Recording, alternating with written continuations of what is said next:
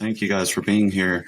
Today, we're going to discuss a few things on kind of our race and class and kind of how you two have come together. Real quick, popular American political culture hates forgiveness in bipartisan way. But just like in life, and just like in Bible tells us, forgiveness is the only way to have peace of mind and participate in democracy at the same time. If we want to look for examples of faith and forgiveness, I would argue the African American community is one of the highest achievers of all times. What we need is faith, because that's what democracy is. Any thoughts on that, Tom? Yeah, democracy is based on an assumption that the voters are actually qualified to make the choice. And we have a political culture in the United States right now where everybody seems to want to deny the other person's qualifications to be involved in the conversation. So to me, that's why our system is failing right now. That's why our democracy is failing. And I believe that the church has a lot to contribute to it. The Christian teachings has a lot to do with it, and that's why we call it faith in each other, because that's what democracy is. It's if you talk to Mussolini, he would tell you that the average person's not qualified to pick a government, but we say they are. So it's a faith in each other that is what we need, and forgiveness is the way to do that. If you debate with somebody, it's going to Yeah, damage your vision of who they are, and we we need to be debate, and we need to be able to forgive, and we need to be able to respect the other people all at the same time, and that's the challenge of democracy, in my opinion. absolutely. Pastor Dave, did you have anything you wanted to add in? When we use the term faith, a lot of times people are thinking that faith is built on wishful thinking. It's just as something that has no energy, no power.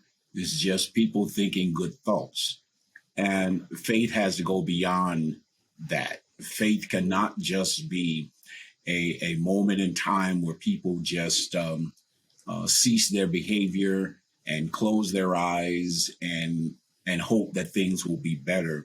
I think faith is part action, and it is part not only believing in each other, but it's believing that we have a responsibility by a creator that's greater than all of us. And so we're not dependent upon ourselves, but we do play a role. And faith then must be defined between the individual as well as coming alongside the creator. So that's why faith in government has a larger role. And we believe that the church has a responsibility as well as instructions in how can we live this out. Absolutely. Would you say it's our patriotic duty? As citizens, as fellow citizens, it's our patriotic duty to have faith in the vast majority. They understand that trust is the weak point, and that's what they try to destroy. Now, Pastor Dave, you are a man of faith. Now, would you think that people that don't have faith in our government, maybe they've just been raised, or maybe they're just their upbringing or background? Do you think it has anything to do, like, prior to living life? It's just like it's kind of like their DNA. It's built into them. I know a few people that just aren't very trustworthy naturally. And there's no fault to them, but they have no faith in other people, and that's just a natural trait. Would you think that it comes from upbringing, or nature versus nurture? I think, Jordan, the question that you're posing, I'm not so sure if it is that people are not aware of the term faith. Even our Constitution, people who are patriotic rally around a group of men who came to this country and said, hey, we want to build something either better or unique from across the waters. But when we talk about patriotism and faith, we just have to be careful that we're not talking about a devotion to a system only. Faith doesn't, patriotism seems to point to how military strong we are. How do we align solely to our independence as a nation and our protection of our homeland? Where faith says we go beyond that. We look at, again, our scriptures and understand that God has called us to have a true concern about our fellow brothers and sisters. And so that transcends just a faith of, do we believe in each other? It is, are we willing to make this land that we live in? Are we willing to look at an alternative lifestyle? And so the church and faith says there's an alternative reality that will make us better. But that falls through the lenses of, will we have faith to look at a system that is just not a political system, but when we look at a system that is above politics, and that's when we bring in this faith in the Creator. They must be intermarried. So people know when we talk about God, because even stamped on our money, it says, "In God we trust." It's very clear. And so It's not that people are not aware of this God. It's just, are we willing to bring this God into our day-to-day experience? Absolutely. Tom, is there anything you'd like to say about that? Yeah, to me, I'm a nature person as opposed to a nurture person. I'd see people as having vastly different personalities from each other. And it's not like African American people have different personality than European American people. It's like everybody has a different personality. And I think that when that personality makes how we see the world look different to us than it does to the other person. It's not like we see the same thing in the world and then we have a different interpretation of it. We actually see reality different based on our own personality. And I think that when you're debating what we want to do next in our democracy with people that have a different personality than you, it makes them look like they don't understand where you're coming from. It makes them look like they don't understand what you're saying, and it degrades the trust in the other people. And that's why I think it's so important to have faith. But I believe that the activity of debating what we should do next in our democracy destroys faith, and we need something to restore it. Jordan, can I make a quick observation of what Tom just said? Yes. Yeah. Well, even though our personalities are different, and Tom made a remark to, how we see creation, how we see the world around us. And I agree with him. I think we can see the beauty and the vastness of the created world. And I think at times we are even mesmerized by it. But I think the faith part comes into, can we believe that in the final analysis that we're all one and the same, that we all come to the table equally equipped, equally made by this Creator, but are we willing to allow each to flourish and to thrive as the Creator intended? And so the faith is, can we go that far? Can we believe beyond just our own view of life? And can it be broad enough that we can engage with others around us in a healthy, loving, caring, and supportive way, and build a government that cares about all men, all women, not some men, some women? Can we believe that through faith, that we all have that value? Absolutely. Absolutely. It's the complete trust and confidence in something or someone. Tom, you said the reality.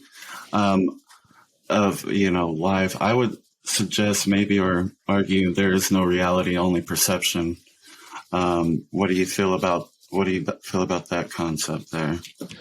No, I think that there are very few facts in life. I think there are very few things that are objectively true, and I think that when we see the world, we see mostly opinions, and the danger is that your opinion becomes a fact. You become certain about it, right? So if you listen to American political discourse right now, certainty is strength. Everybody wants to be certain in their own opinion. And the problem with certainty is it's insulting to the other person if they disagree with you. So, that's that's one of the main problems I see in our political discourse right now. So when Dave and I were in high school, we're almost exactly the same age. When we were in high school, people would start their political discourse with "in my opinion," right? They would say that as a act of respect to the other person. That this is my opinion. If you have something that disagrees with that, that's okay. And we just don't do that anymore. I mean, that's what we've lost in my lifetime, and me and Dave's lifetime, is the respect for the other people's opinion. But the other thing I wanted to throw out about faith, I don't know if this is fair or not, but I think it's probably a lot more difficult for African Americans to have faith in the system than it is for European Americans, just based on our experience. So I think that you need to kind of be aware of that too. That what the system is asking me to do is a lot less than what the system is asking you to do. Absolutely. Tom, I would definitely. I'm sorry, Jordan. I was just going to say, think of people as if they're fellow passengers to the grave and not another race bound on, another journey. I was going to kind of carry that on into my next kind of topic. It's projected that by year 2044, whites will comprise less than 50% of the U.S. population. They will still be the largest racial group in the United States, but they will no longer be statistically the majority. What impact, if any, do you think that'll have on race relationships? And Tom, I want to ask you first, since you kind of bridged that gap there. My answer to that is that if all the white people or all the European Americans voted for the same party and all the people of color voted for another party, and then all of a sudden the people of color were going to become a majority, I think that could be an issue. I think that could scare the majority to a point where they would, maybe threaten the democracy. But that's not the case. More fear-driven, would you say? I would say that if you're in the majority, like you're the, Ukrainian speaking people, and you're afraid that the Russian speaking people are going to take over, I think that's a risky situation. But the situation we have in the United States is that the white vote is split. The main division we have in the United States is between white people.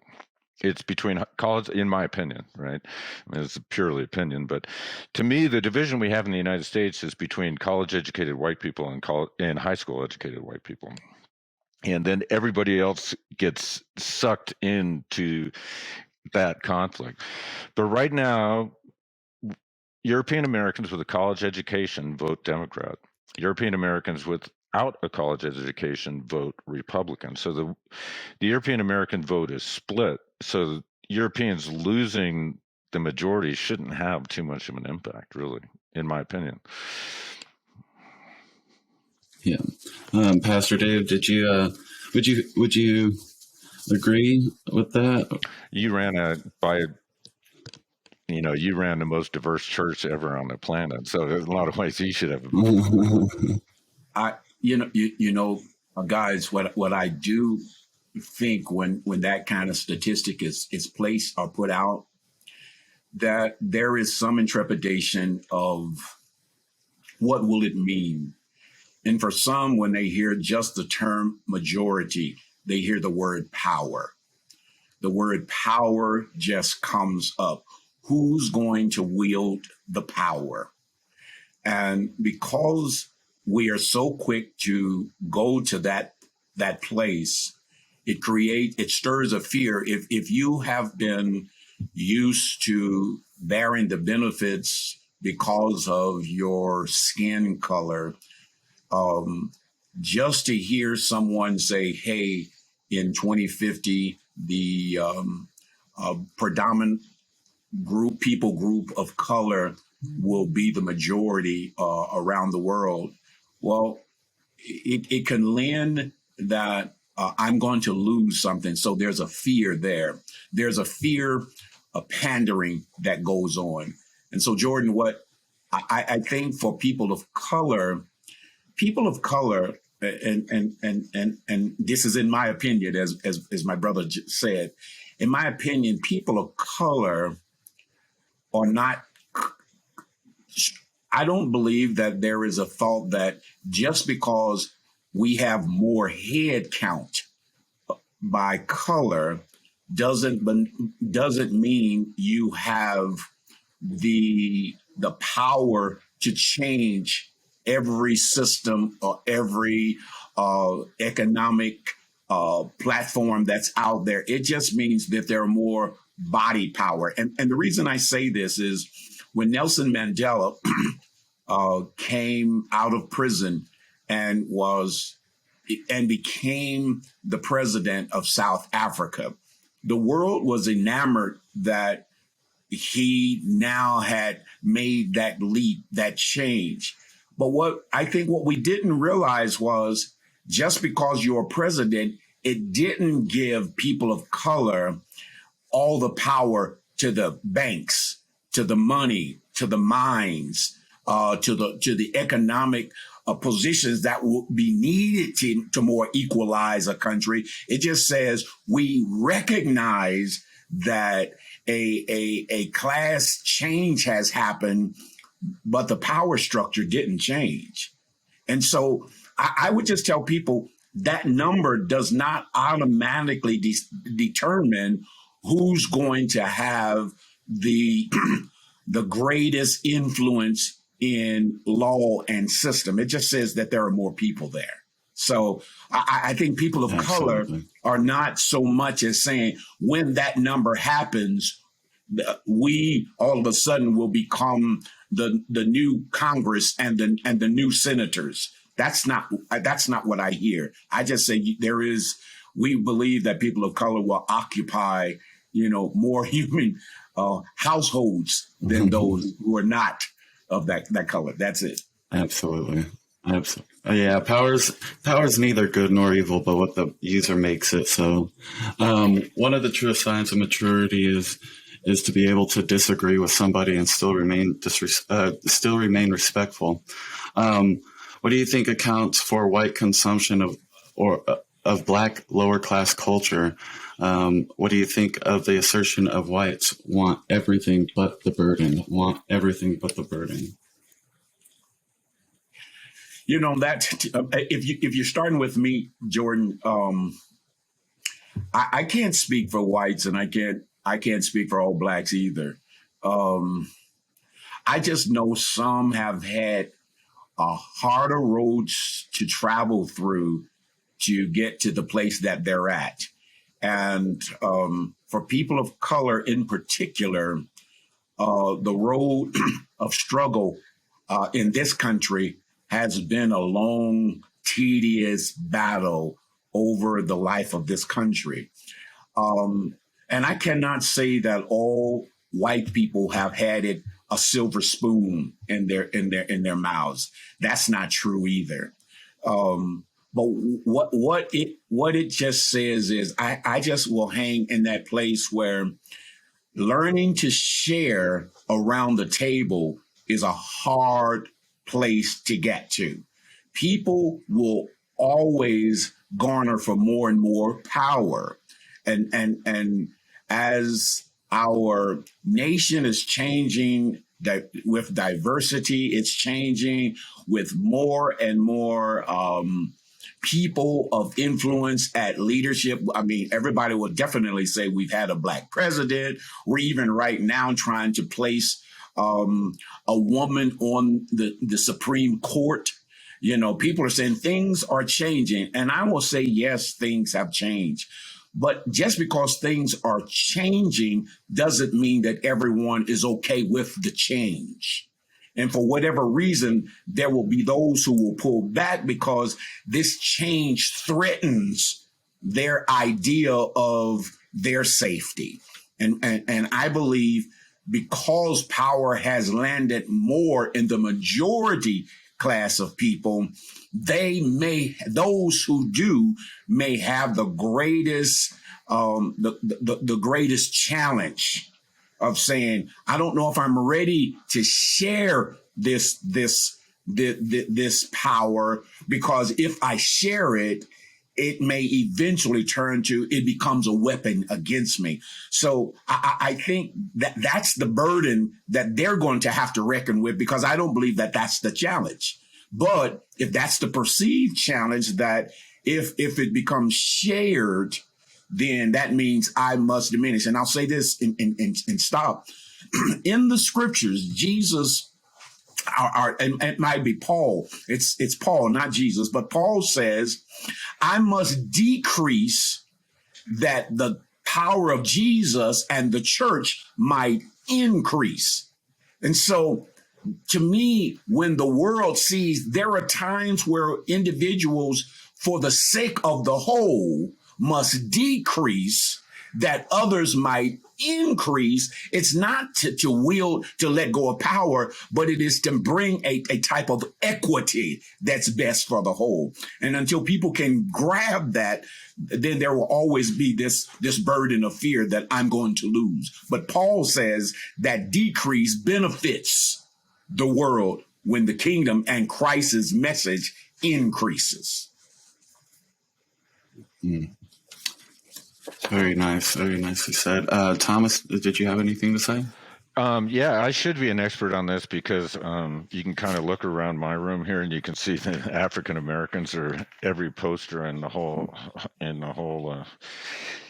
room here, and that's from my son. So I should be an expert on the subject. I'm not.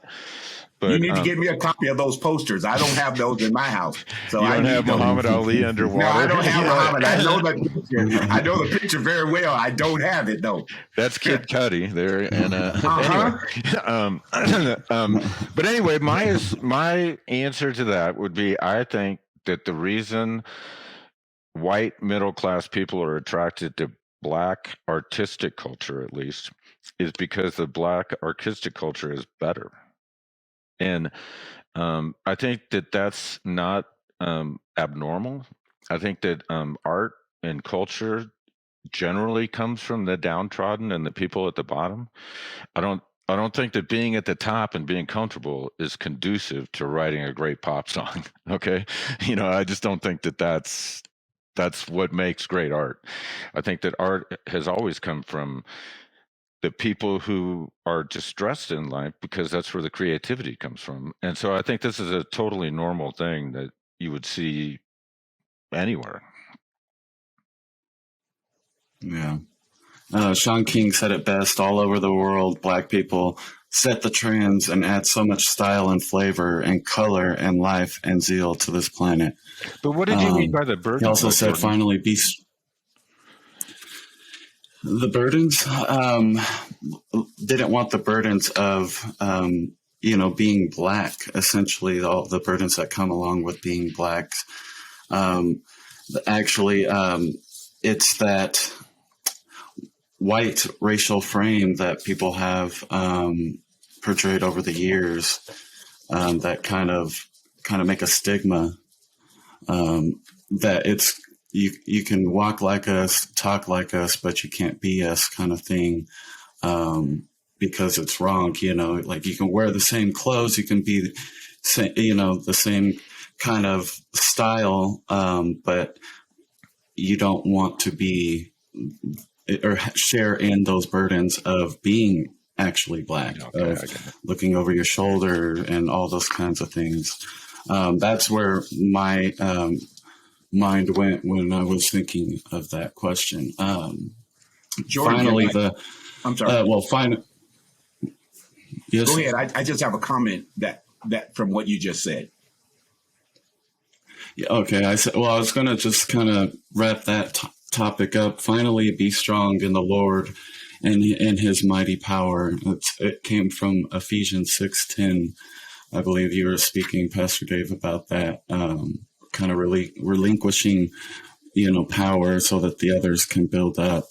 That's a Sean King quote. He's a very famous attorney, a black attorney out there. So, what was it you were going to say? I was just thinking when you made the comment that the burden of people of color is an experience that is unique to people of color, but it does not nullify, again, that other people have not had their share of burdens. I would dare not say the Irish did not have a burden. The Italians did not have burdens. The Polish in America here did not have that. That is not the case. What I think the question is alluding to, over the history of people of color in this nation, that the stigma of being who you are, and because of that stigma based on your race, has at times been an albatross for you, and at times have been a door for you. It didn't open the door. It was the door that was closed on you. But Tom, when you talk about African Americans being able to work in the arts and to write music and to excel in athletics and to excel in the poetry, these are the reflections of a broken heart. These are the reflections of a heart that cried out in the midst of a troublesome time. They still saw beyond the present. And so their lives exude from pain to a type of pride. So I like that. Moving from pain to pride is not always seen in all other cultures. And it doesn't say other cultures don't have cultural success or cultural positiveness from their cultures. But people of color have borne over these 270 years of being a nation. They still have a road that has, at times, nobody has wanted to be there. If you ask a kid, or ask even an adult, would you like to change shoes with me? Most, no thanks. I don't. I would never want to be an African American. I would love to, I think they would say I would like to be Michael Jordan. I would like to be LeBron James. I like to be Kobe Bryant. I like to be a Muhammad Ali because of the fame and the glory of their positions. But just to be a everyday African American and everyday Latino and everyday Asian, many people would think 2 or 3 times, nah. I mean, people who are not of those colors would think 2 or 3 times, no, that's not for me. And because I think they said, we have seen in their lifetime the struggle that they've had just to coexist in this world. And so I think that's important. It's not that any race supersedes another race. It just says when we look backward, we see what it took for them to remain resilient and present in this day and time, and how many of them have persevered under some excruciating pains and suffering. So I just thought we needed to clearly say that. Absolutely. We're all in the same boat in life. Or we're not all in the same boat in life, just the same storm. Some of us just have yachts and the others are just clinging to the wreckage. But what Jordan's talking about is true. You mentioned it is a real phenomenon. So, Mexican painter Frida said it best.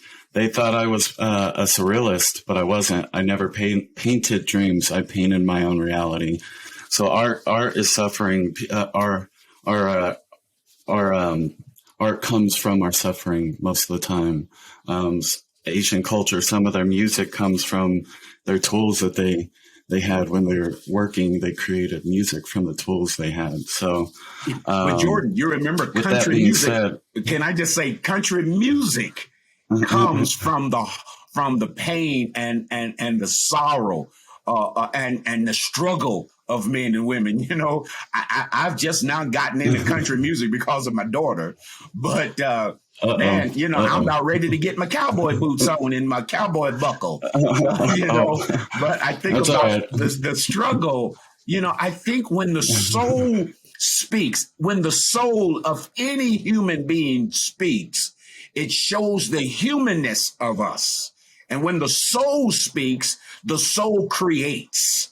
And we've just got to embrace that all have a soul to be creators. Yeah. Absolutely. Absolutely. Question for you, Tom. In your own words, can you describe cumulative advantage? So cumulative advantage is something like a white privilege. Is that true? Mm-hmm. Yeah, I think we can all see it. You know, and Dave and I's relationship is centers around a question of white privilege. I was in his office and he was asking me about white privilege. And we've been going through this question for 5 years. And the first couple of answers I gave to him were just disgusting, terrible answers. Nothing like hearing it out loud, though, and speaking to someone who doesn't look like you to really drive home the point, you know. But you know, and then I probably went through 10 or 15 answers on the white privilege thing, why white people deny white privilege.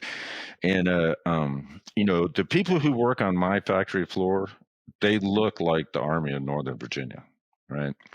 And so you go down and engage these guys and you talk to them about privilege or whatever. And you know, they don't feel privileged. They feel like they haven't gotten a raise in 40 years. And basically working people in the United States haven't gotten a raise in 40 years. And they're bitter about it. But the thing about privilege is that white privilege, if you use that word, it's just so obvious that it's true, right? The white people have privilege because of their skin color. And then there's also the refusal of white people to admit, or, you know, basically half of the white people are totally bought into the white privilege message. And the other half just refuse to admit that it exists at all. So Dave's question to me was, how can white people deny something that's so obvious? And, you know, like I said, we've run through a number of really different answers to that question. But the one I would give to you today is that if you're going to ask me to say, hey, you know, white privilege exists and probably my kids, the success they had is because of the color of their skin, not because of anything I did or what they did or whatever. And, you know, what we've done is wrong and so forth and so on. And you want me to make all these admissions. I think that there has to be a level of trust that's there before you do that. In other words, so we do this all the time in business, right? Like at Allentown, right? Where the customer would say, come on, Tom, admit that the plates weren't flat. Okay, just admit it, right? Well, in other words, to do that, I would want him to give me some kind of assurance that he's going to appreciate it if I admit it to him, that he's going to say thank you for saying that, and that there's a limited amount of trouble that I'm going to get into from that. In other words, if I admit that the plates weren't flat and we made a mistake, we shipped a product that was bad, then if I'm going to admit that, I want some kind of assurance on his part that he's not going to run that right up the flagpole, send it to corporate, and then start charging me back charges for the production they lost, right? So that to ask somebody to make an admission like that, there's a certain amount of trust in the first place. And so, you know, when you hear questions like this, you'll hear like, well, I just want to hear the answer. You know, it's like, why are you asking me? It's like, well, I want to hear the answer. Okay. If you want to hear the answer, then there can't be the death penalty for saying something wrong. Right. If so, you know, Vladimir Putin is like, can our country wipe out Ukraine? It's like, oh, yes, sir. Yeah, it can do that. And it's not true. But here's the thing. You didn't want to hear the truth because if I'd told you the truth, you would have thrown me in jail. So obviously you don't want to hear the truth, right? So, but anyway, to ask a question like that, there's got to be a certain amount of faith up front. I think there has to be some kind of assurance that it won't be used against you too abusively at the end, and there'll be some kind of appreciation for telling the truth. And I think that the way my people on the factory floor, because Dave was like, I want to get some of these people involved in the conversation. And I talked to him a couple about it, and it's just like the level of trust is not there, right? They view this conversation as something that they can go into as an upstanding, hardworking man and come out as international scumbag, right? That's the way they view it. So they're not going to be involved in it. But I think that to answer that question, there would have to be some kind of, commonality of that it's okay to answer that question. But I think that the way the people on my factory floor look at it is, if you answer that question, you're a fool, because you're not going to get anything for it and they're not going to appreciate it. All it's going to do is fire them up to go on to the next subject. So that would be my answer to that question. Yeah. Is, I'd be glad to talk about it as long as, it doesn't throw gasoline on the fire type thing. Absolutely. Well, most don't realize their white privilege because it's hard for the average American, regardless of race. They can't accept anything. It was easier for them because the system misrepresents most of us. But I would say just by waking up black, I automatically have an adverse experience in life. Would you agree with that, Pastor Dave? Oh, most definitely, Jordan. I'm very much aware of my blackness the moment I walk out my door. And that just comes with the territory. I know when I leave the safety of my house that there are certain targets that land on me. I'm clear about that, and that's basically based on my skin color. But I do want to say this. I agree 100% with my brother Tom, and he's right. We've walked this road for years trying to say, how do we navigate talking about white privilege? And I think what he says that was so strong and true is we must be careful that if the only reason I'm asking a person, do you believe in white privilege, is so I can crucify you and demean you and to dehumanize you, then I have done a huge injustice. And I say, as a clergy, that's not where we walk. Even though the reality and truths are there, we still don't use our intellect nor our knowledge to again dehumanize our neighbor, because that will never bring about the unity that Christ was speaking about. Christ was very clear of first century injustice to his fellow Hebrew brothers and sisters. He was one.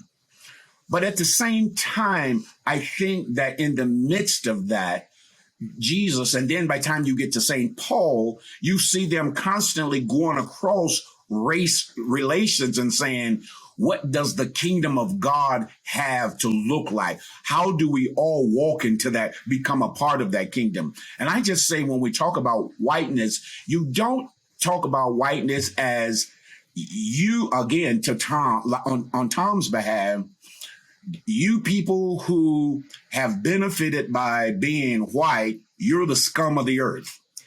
And because you've benefited, that must mean God loves me more because I did not benefit from being white. I don't think that's an equal way of looking or talking to one another.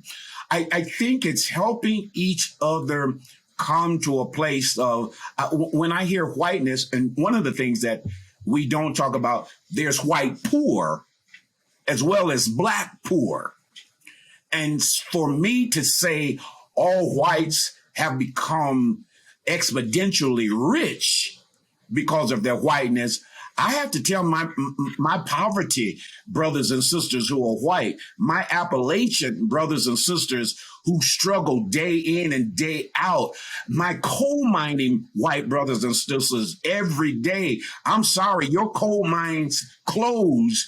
You did not get invited to live into the suburbs. You are still pressing daily to exist. So when you just say whiteness isn't alone the battle. It is, yes, there are those who have occupied roles of power and the majority have been white, but you just can't turn that term loose because of your whiteness. You have automatically exhaled. And because of my blackness, I have automatically been demeaned. I just go, you must be careful there.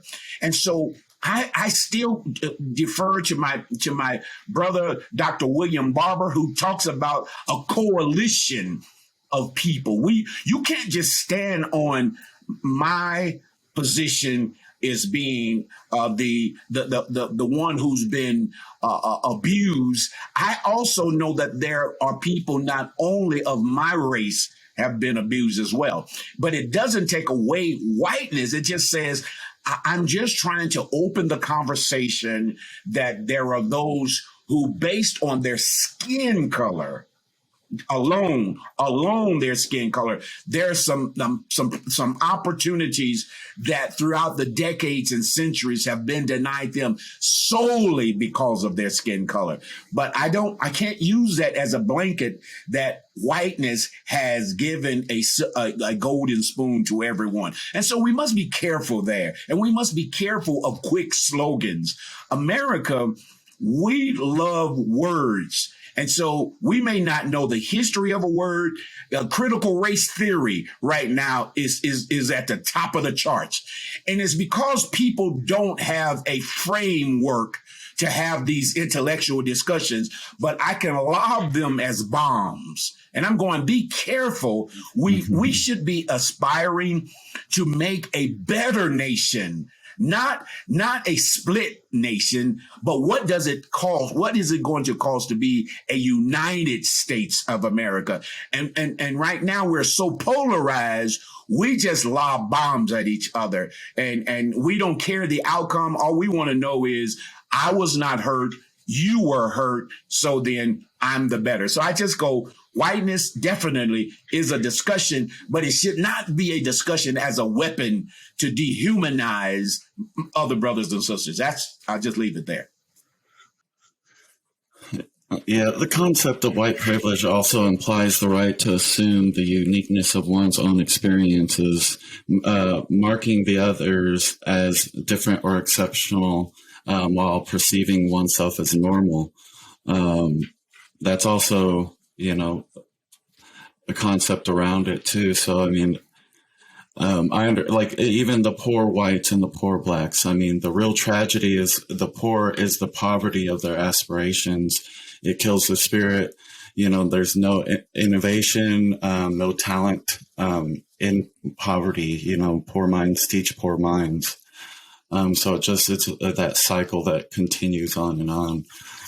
But as far as Tom, yeah, but as far as like what Dave was saying about his church and stuff, I just wanted to throw one thing in there, about the barriers between our two groups. So Reverend Williams, Dave, he did a wedding where one of our employees' daughters got married, and my wife met him at the wedding. And we were kind of in between churches at the time. And she came to me and she goes, well, I'd like to go to the African American church. And my reaction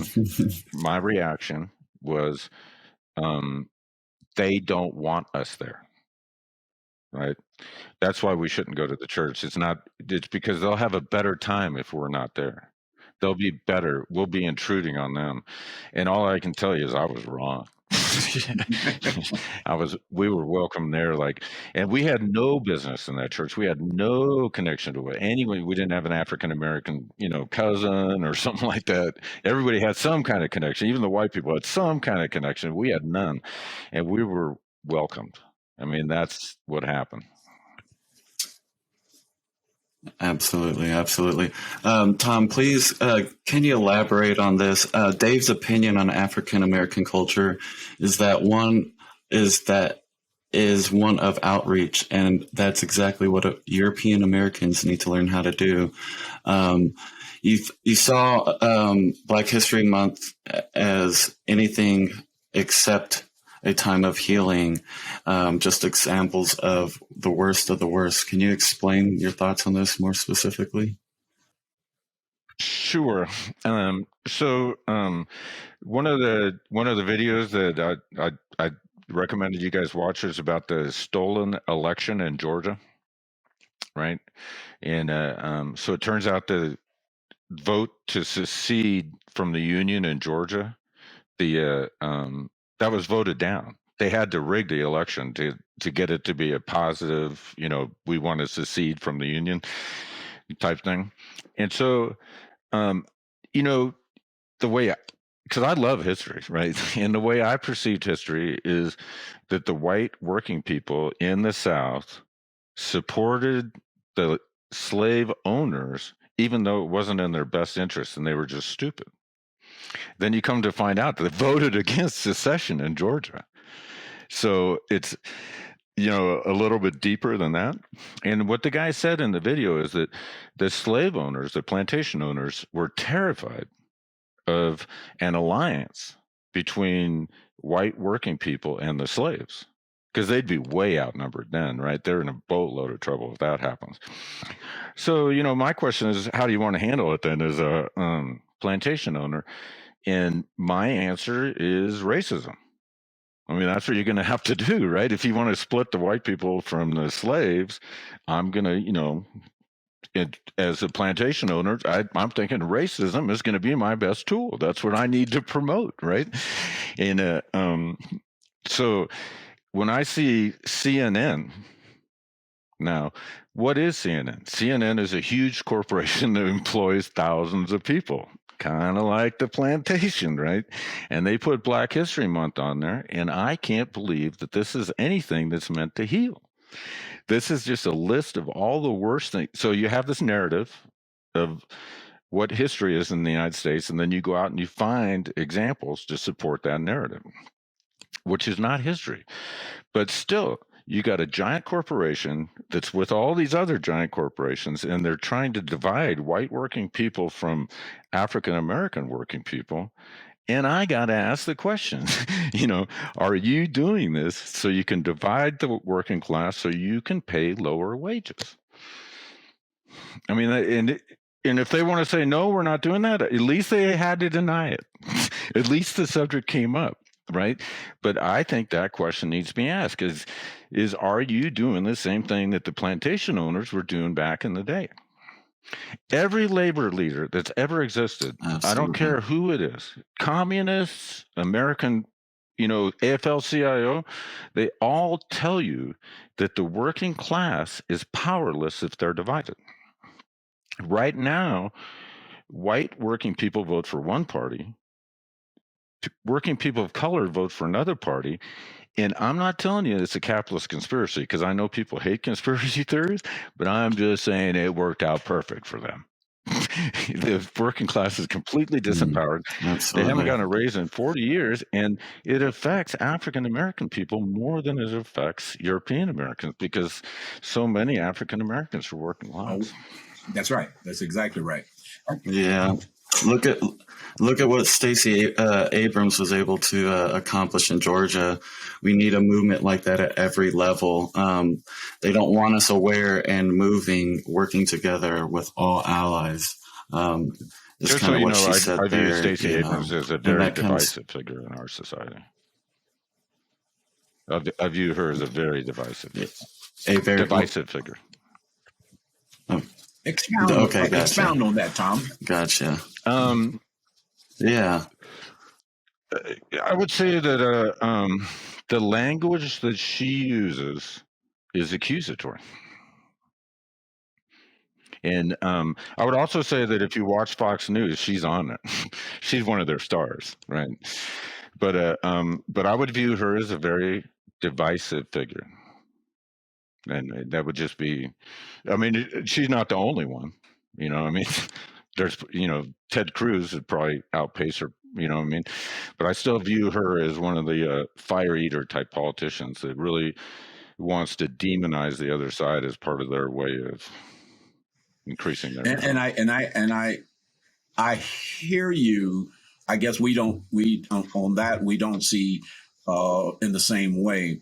I think Stacey Abrams, confronts some of the realities that are happening there in the state of Georgia by men and women in another race who just as vehemently stand up and make statements and panders to one partisan group versus the other one.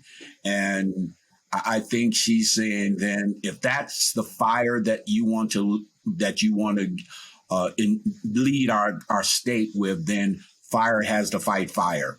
And that's why we're on this program, faith in each other. If any of us want to see a nation rise out of its ashes, then we're going to have to choose in our alternative direction. But right now, we are so partisan aligned. We are so party aligned that anything one party says is automatically suspect. It's automatically demonized. It's automatically put down as rhetoric because we cannot hear each other. We refuse to hear each other. And so in our refusal, anything that doesn't sound like our wording or our direction, we hold suspect. And I would believe Stacey Abrams, as well as I almost called the black senator from Georgia, Pastor Reverend Dr. Pastor of the Ebenezer Baptist Church, Martin Luther King's church, same way. I think people have this thing that anybody who... I think it's Warnock is his name. Warnock, thank you, Dr. Warnock, Pastor Warnock. I think because we are yet hung up on race, our race, we are voting strictly race. We are voting strictly partisan right now, and we are not listening to each other. And until we can agree, and I don't think we'll ever do this in times of yours or my lifetime, until we can really says we will agree to disagree at times, and yet says, I yield the floor to this distinguished gentleman. I yield the floor to this distinguished madam.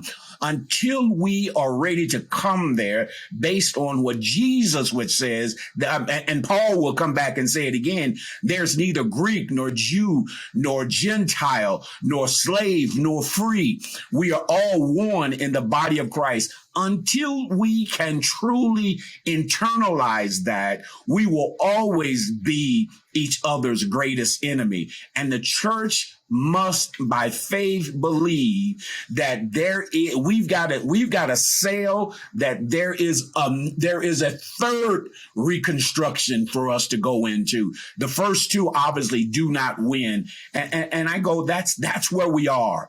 And that's why our job is so large and this conversation is so wide. This is not this podcast is not about how popular we can be, but can Tom and I talk?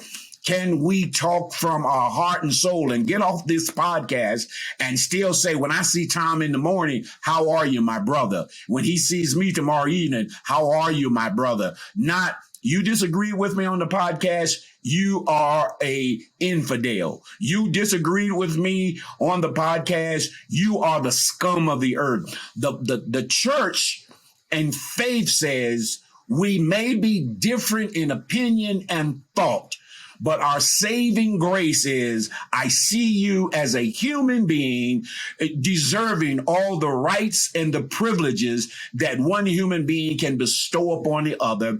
And we believe that this was the message of Christ Jesus, our Lord. So.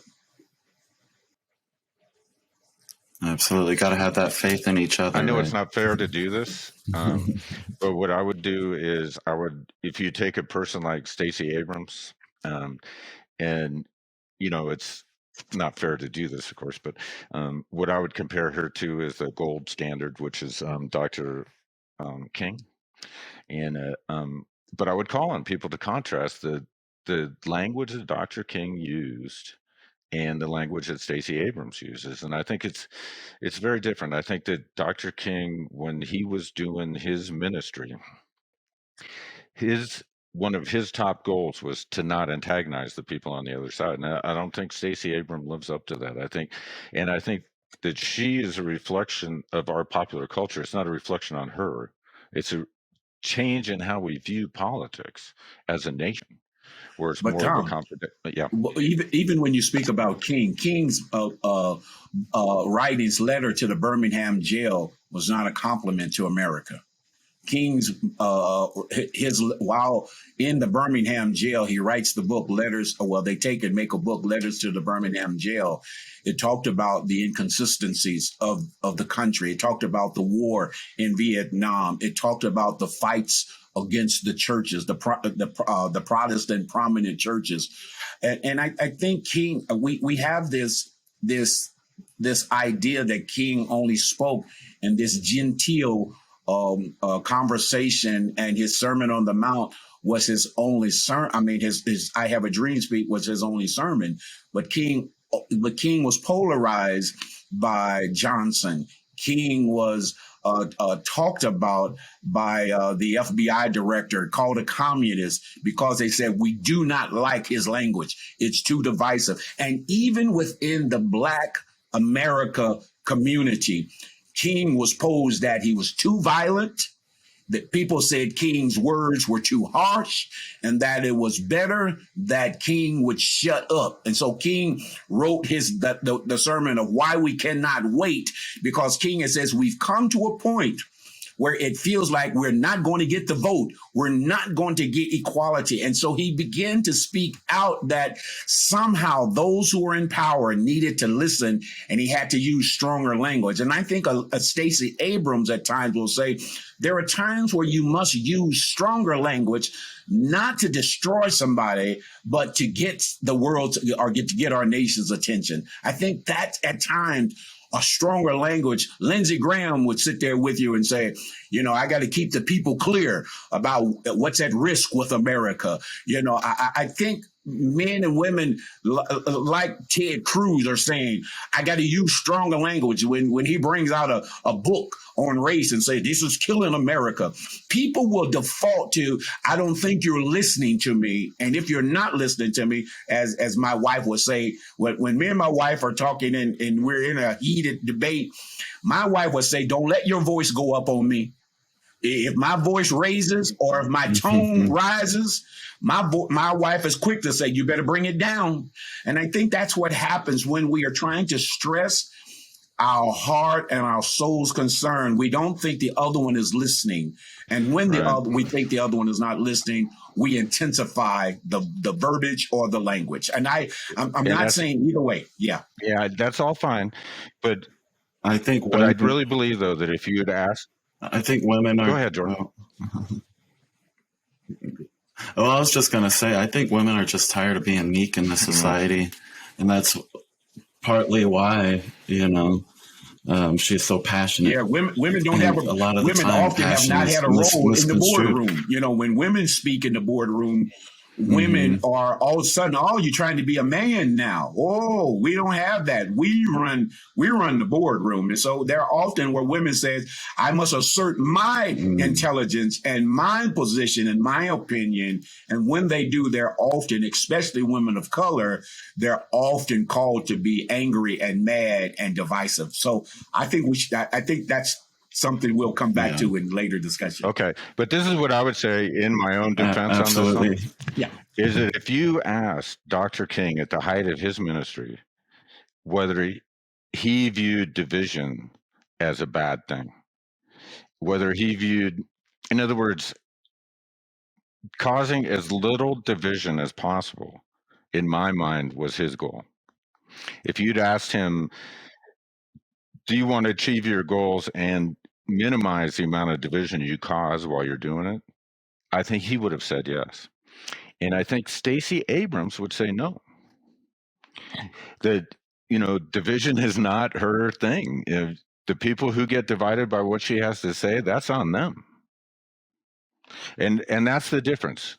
It's not like he had to raise his voice when he wasn't being heard. I understand that. But you still have to hold trying to divide people as little as possible as one of your goals. And I think he had one, and I don't think Stacey Abrams does. I don't think Ted Cruz does. I think that those people view division as a way to empower themselves. To the distinguished gentleman, I would honorably disagree on this statement, and I will hold this for our conversation again. Absolutely. So King actually armed himself before the 1960s. Before the 1960s against violent attacks by white supremacists. His nonviolent resistance never meant private abandonment of self-defense or even complete conversion to pacifism.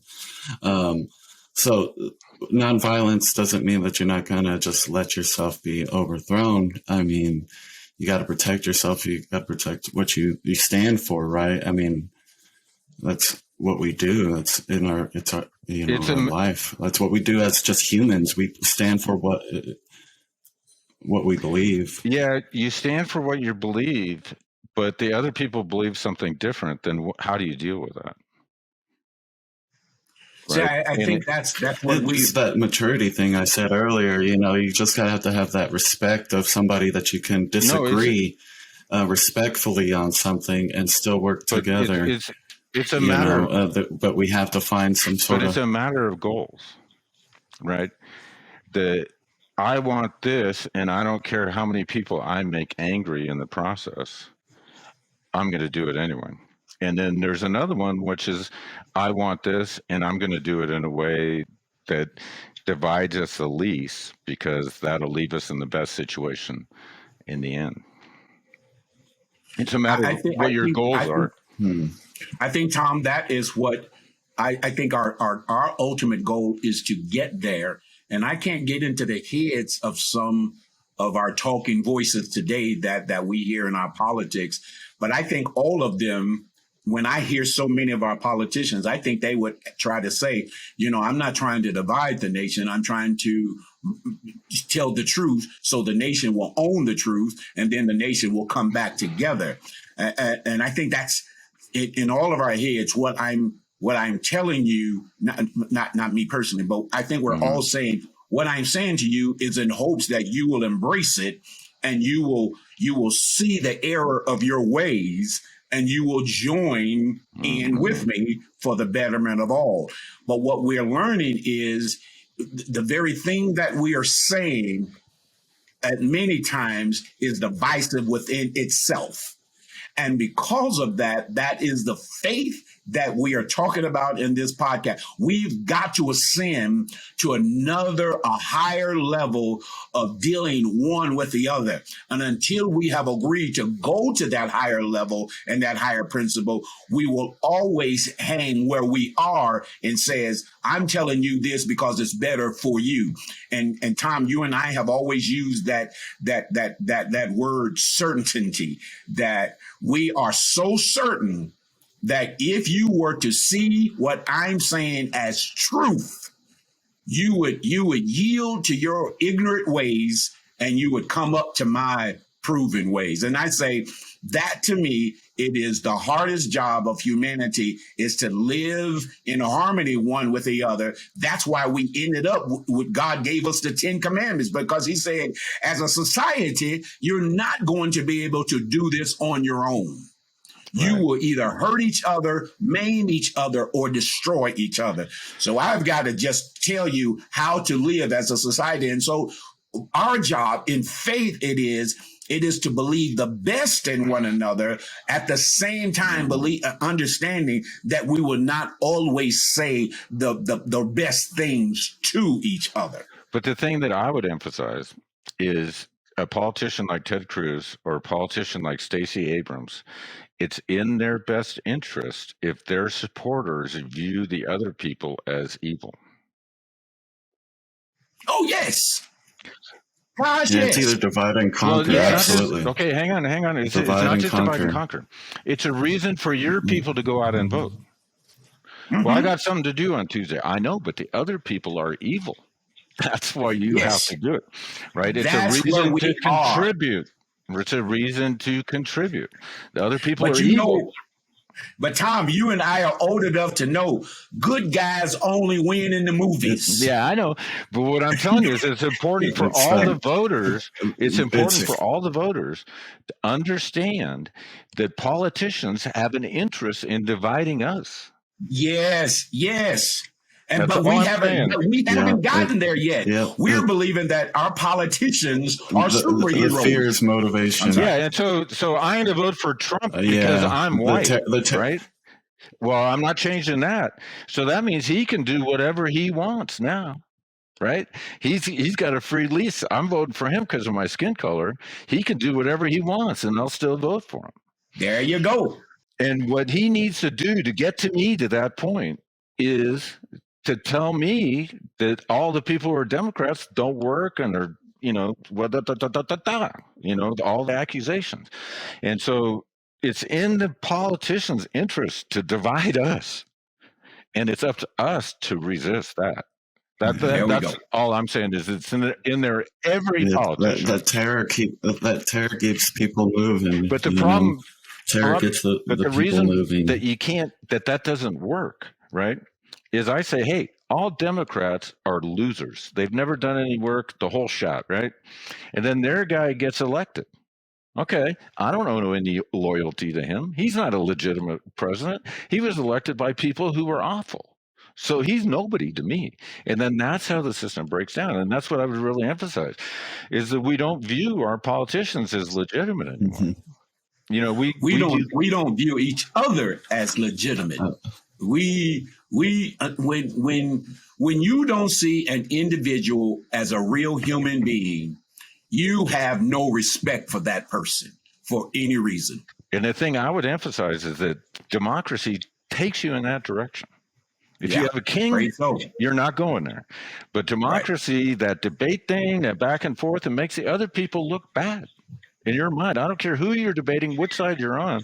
Once the other people are debating you, it degrades your opinion of them. So we see how hard it is to have faith in each other. It will cost you. It will challenge you. Absolutely. It will test you.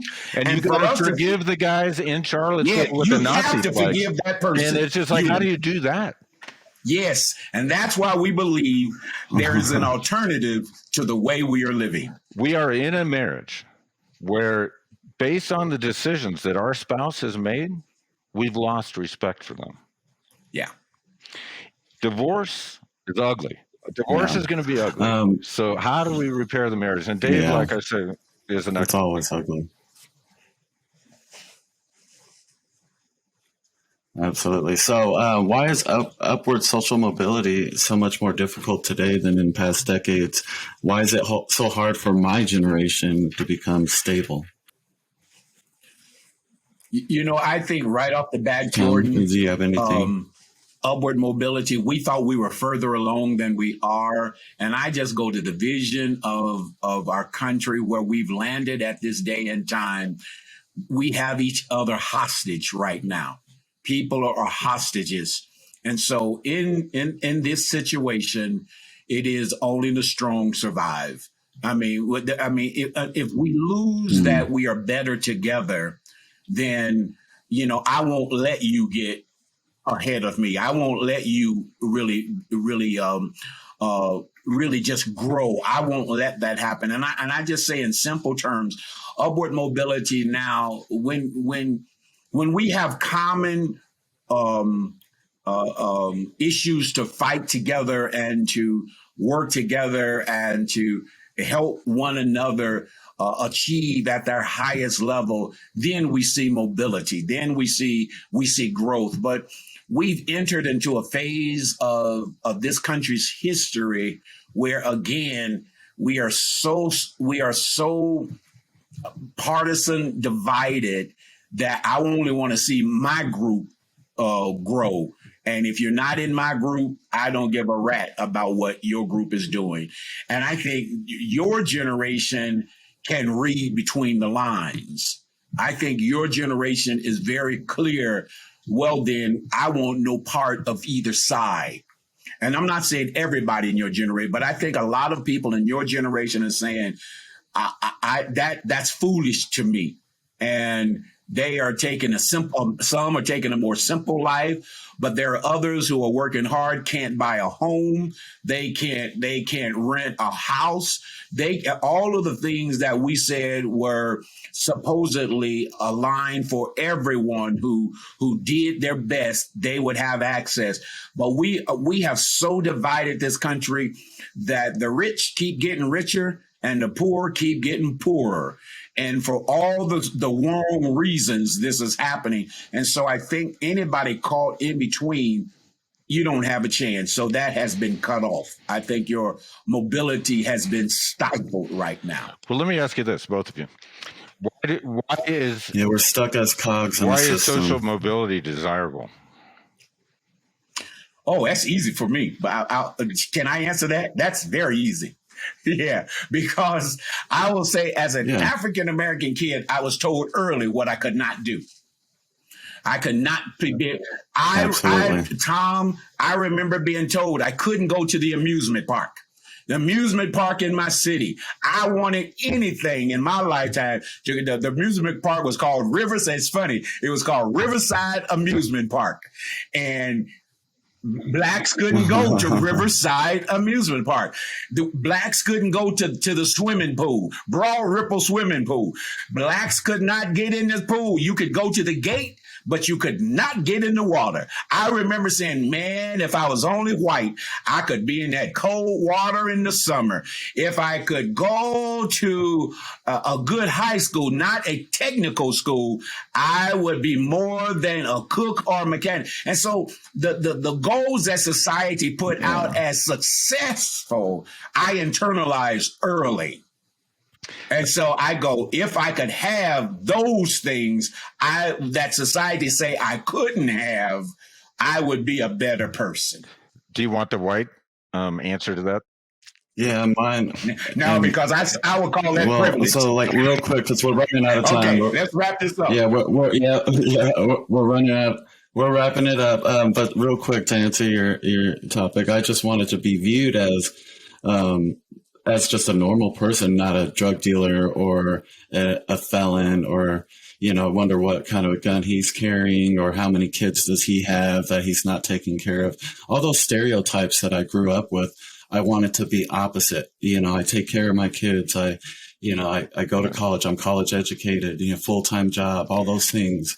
So social mobility is important because I want to show my children it's different. If, it's, I'm a black male, but, I can prove the system wrong in some ways. But just give my answer and that's what I'm doing. It's one word. The reason we want social mobility is for efficiency. In other words, if you have social mobility, then you can draw from the whole society to get the very best people. And if you don't have social mobility, then you're just drawing from a small group. So social mobility. That's a nice answer, Tom. I like that's a nice answer. Yeah, that's better than what I was anticipating. But anyway, all right, guys. I appreciate you guys sharing your insight and your stories. Yeah. I appreciate it.